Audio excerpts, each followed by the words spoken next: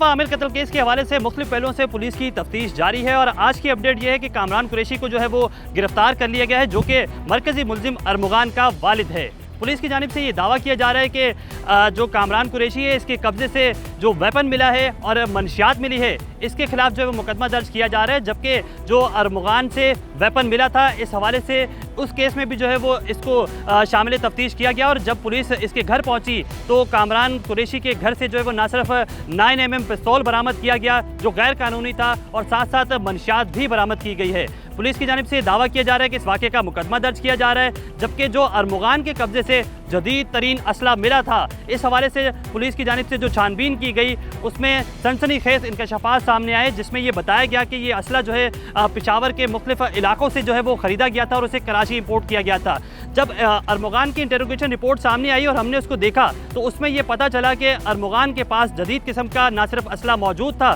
बल्कि उसको इस असले का काफ़ी अरसे से शौक था और इसी शौक में जो है वो ऑनलाइन भी ये असला परचेज़ करता था। ताहम अरमुगान की इंटरोगेशन रिपोर्ट में यह भी बताया गया था कि जो कामरान कुरैशी है उसको जो है वो तमाम तर वेपन के लाइसेंस दिए गए थे और उसी की जानिब से जो है वो ये कॉल सेंटर भी यहाँ चलाया जा रहा था। इस कॉल सेंटर की हिस्ट्री कुछ यूँ शुरू होती है कि बताया गया कि 31 दिसंबर को जब अरमुगान और मुस्तफ़ा का झगड़ा हुआ और ये झगड़ा मज़ीद बढ़ा और बढ़ने के बाद 6 जनवरी को मुस्तफ़ा नामी जो नौजवान है डिफेंस के इलाके का ही रिहायशी वो लापता हुआ और 7 जनवरी को इस वाक़े का दरख्शा में मुकदमा दर्ज हुआ। 11 जनवरी को जो है वो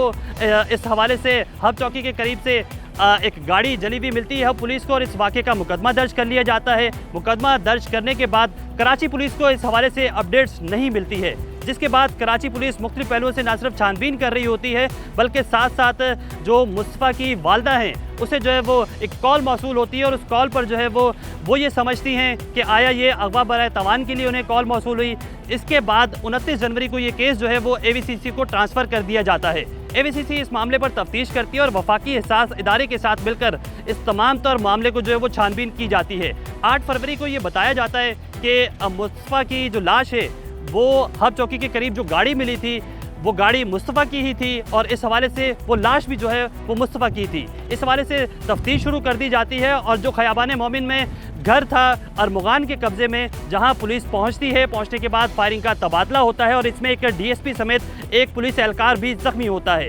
इस फायरिंग के तबादले के बाद जो वहाँ से शवाहिद मिलते हैं, जो लैपटॉप्स मिलते हैं, उन लैपटॉप्स की भी छानबीन शुरू कर दी जाती है और साथ साथ पुलिस की जानिब से ये कहा जाता है कि ना सिर्फ अब ये केस कत्ल का दिखाई देता है बल्कि इसके साथ साथ यूँ भी लगता है कि मुख्तलिफ किस्म के ना सिर्फ फ्रॉड यहाँ इस कॉल सेंटर में किया जा रहा था बल्कि गैर कानूनी असले से लेकर डांस पार्टियाँ तक तमाम तर जो शवाहिद हैं वो वहाँ से मिले हैं। जबकि सॉफ्टवेयर हाउस से जो शवाहिद इकट्ठे किए गए उनके फिर सैंपल्स लिए गए और जब DNA किया गया तो मुस्तफ़ा के ब्लड के सैंपल जो हैं वो उसकी वालदा से मिले और मैच होने के बाद ये तस्दीक हो गई कि मुस्तफ़ा को ना सिर्फ इस घर के अंदर पहले तशद्दुद का निशाना बनाया गया, उसके बाद यहाँ से उसी की गाड़ी में उसे डाला गया और मुख्तलिफ रास्तों से होते हुए 3 घंटे से ज़ायद की ड्राइव की गई और ड्राइव करने के बाद हब चौकी का जो एक इलाका है दरजी, वहाँ जाकर जो है वो उसे जलाया गया। मुख्तलिफ इंटेरोगेशन रिपोर्ट सामने आ गई जिसमें यह भी पता चला कि अरमुगान ने ना सिर्फ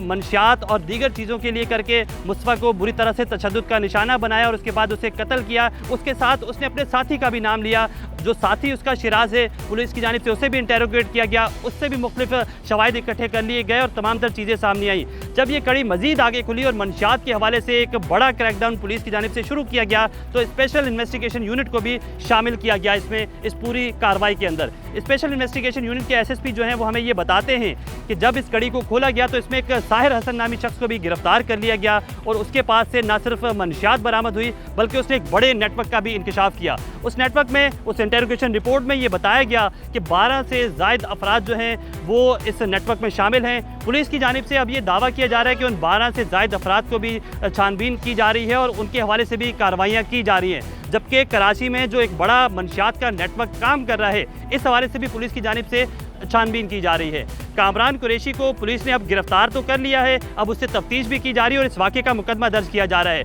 हमारी DIG CIA से बात हुई, उनकी जानिब से पूछा गया कि आया कामरान कुरैशी जो अरमुगान के वालिद हैं उसे उसके पहले वाले मुकदमे में जो है वो गिरफ्तार किया गया या फिर कोई नया मुकदमा दर्ज किया जाएगा। तो इस हवाले से उनकी जानिब से बताया गया कि एक नया मुकदमा भी दर्ज किया जा रहा है, जो कामरान कुरैशी के कब्जे से एक असला और उसके साथ साथ आइस की कुछ क्वांटिटी मिली है, तो इस हवाले से एक मुकदमा दर्ज किया जा रहा है। जबकि पुलिस की जानिब से अरमुगान के खिलाफ जो मुकदमा दर्ज किया गया था, जो इंटेरोगेशन चल रही थी, उस इंटेरोगेशन की निशानदेही पर और असले की रिकवरी और उसकी छानबीन के लिए करके जब कामरान कुरैशी के घर छापा मारा गया खैबान मोमिन में, तो इसी दौरान जो है ये मजीद असला वहाँ से मिला और असला मिलने के बाद पुलिस की जानिब से एक और मुकदमा दर्ज किया जा रहा है। बताया जा रहा है कि कामरान कुरैशी इस वक्त AVCC पुलिस की तहवील में है। ना सिर्फ अरमुगान से इंटेरोगेशन जारी है, शिराज से इंटेरोगेशन जारी है, साहिर से इंटेरोगेशन जारी है, बल्कि साथ साथ कामरान कुरैशी से भी इस वक्त इंटेरोगेशन जारी है और इस हवाले से मजीद शवाहिद भी सामने आएंगे और साथ साथ मजीद इंकशाफात भी जो है